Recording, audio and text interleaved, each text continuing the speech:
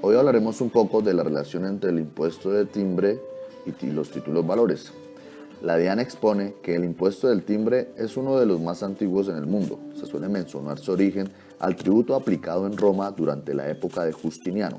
Sin embargo, la versión moderna del mismo se remonta a Europa del siglo XVIII. Esteban Jaramillo, destacado experto en hacienda pública del siglo pasado, en su obra La Reforma Tributaria.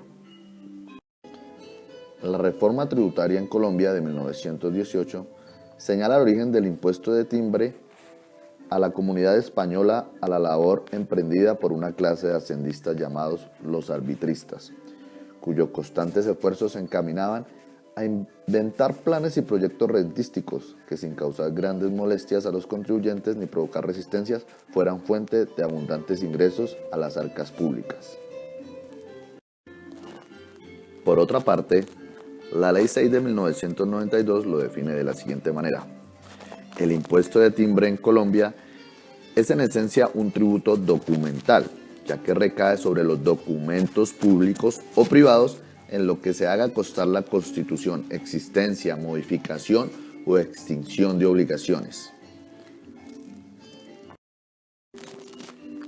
Es formal y pues solo grava las formas escritas. Es directo porque está dirigido a gravar al destinatario del impuesto, es decir, a la persona que incurre en el acto o contrato.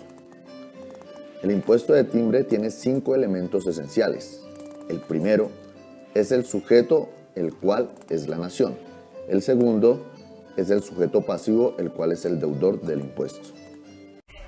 El tercero es el hecho generador, el cual es el otorgamiento o aceptación de documentos en el país o en el exterior, pero que se ejecuten en el territorio nacional o que generen obligaciones en el mismo, y en los que conste la constitución, existencia, modificación o extensión de obligaciones, igual que su prórroga o cesión. El cuarto es la base gravable. El impuesto de timbre nacional se causa a la tarifa del 1.5%. Esta tarifa fue establecida a partir del 1 de enero de 1999. Sobre los instrumentos públicos y documentos privados, incluidos los títulos valores que se otorguen o acepten en el país, o las obligaciones del mismo, en los que haga constar la constitución, existencia, modificación o extinción de obligaciones, al igual que su prórroga y cesión. El quinto son las tarifas. La tarifa aplicable vigente es del 1.5% sobre la cuantía del documento o título, sin importar que en el mismo coincidan varias obligaciones independientes.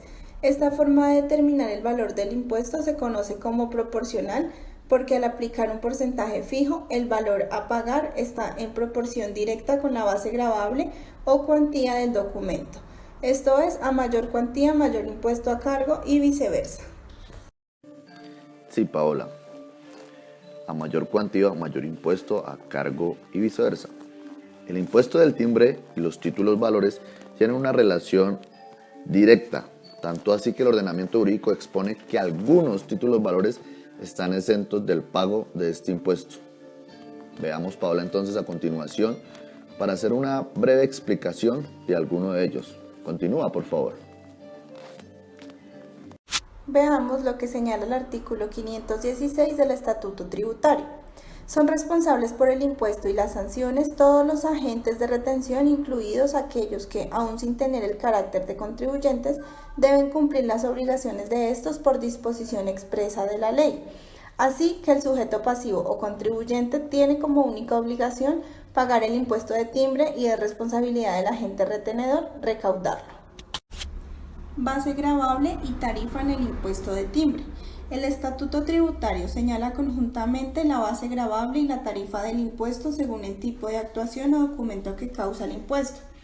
Estas son reguladas por los artículos 520 y 534 del Estatuto Tributario, que no relacionamos aquí por cuestión de espacio.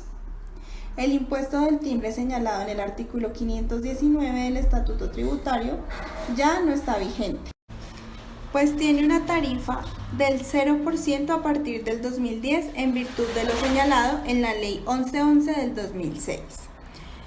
Agentes de retención en el impuesto de timbre.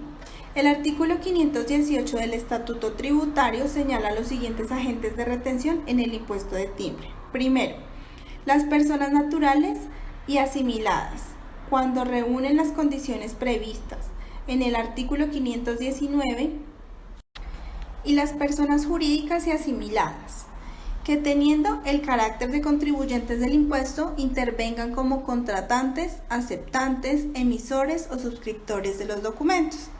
Segundo, los notarios por las escrituras públicas. Tercero, las entidades públicas del orden nacional, departamental o municipal, cualquiera sea su naturaleza jurídica. Cuarto, los agentes diplomáticos del gobierno colombiano por los documentos otorgados en el exterior.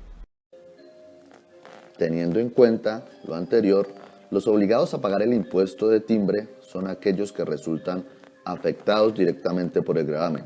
En este caso, todas aquellas personas naturales, entidades públicas no exentas expresamente, personas jurídicas o asimiladas que intervengan como otorgantes, giradores, aceptantes, emisores de documentos o cuando realicen trámites que necesariamente sean gravados con este impuesto.